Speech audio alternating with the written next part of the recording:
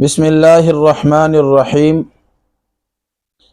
نحمدہ ونصلی ونسلم علی رسولہ الکریم۔ ناظرین محترم،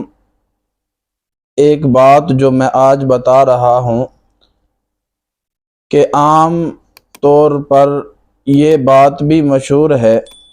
کچھ لوگ کہتے ہیں کہ دسترخوان پر جب کھانا کھانے بیٹھیں، کھانا کھانے کے بعد ہاتھ نہیں جھاڑنے چاہیے اور نہ ہی دسترخوان پہ بیٹھے ہوئے ہاتھ دھونے چاہیے، اور نہ ہی کلی کر سکتے ہیں، کیونکہ کچھ جگہوں پہ یہ رواج ہے۔ جیسا کہ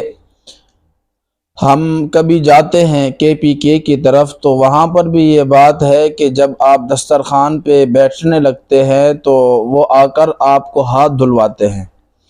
یا آپ نے کھانا کھا لیا، کھانے سے پہلے بھی ہاتھ دھلوا دیتے ہیں، کھانے کے بعد اسی جگہ دسترخوان پہ بیٹھے ہوتے ہیں اور وہ آ کر ہاتھ دھلواتے ہیں۔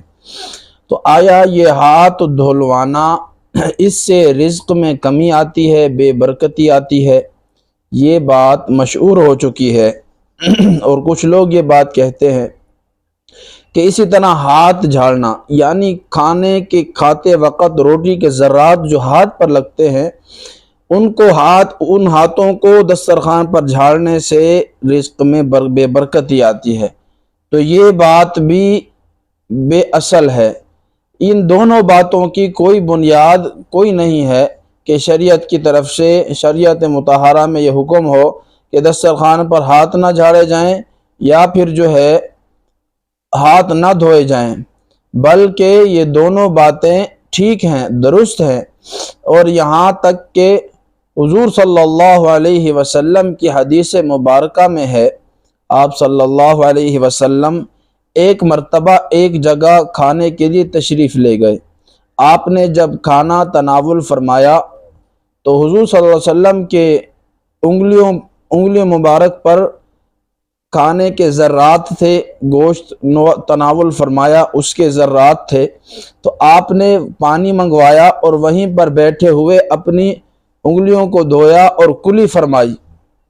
تو آپ صلی اللہ علیہ وسلم کی زندگی سے بھی یہ بات ثابت ہے۔ تو ہم کون سے ایسے بڑے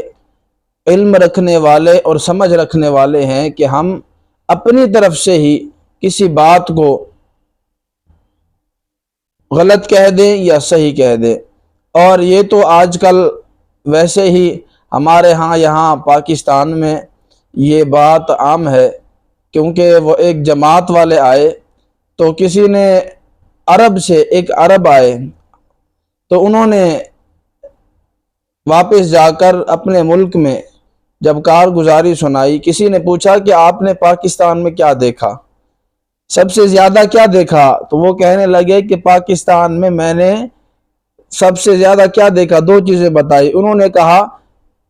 الپاکستانی کل مفتی و کل طبیب،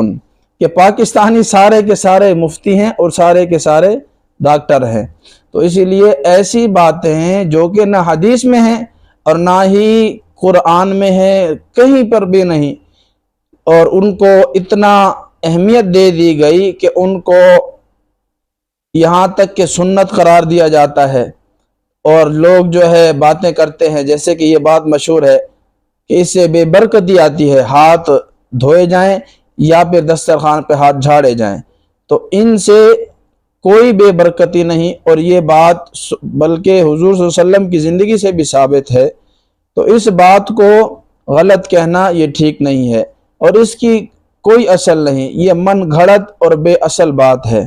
تو اسی لیے دسترخوان پہ بیٹھے ہوئے ہاتھ دھوئے بھی جا سکتے ہیں،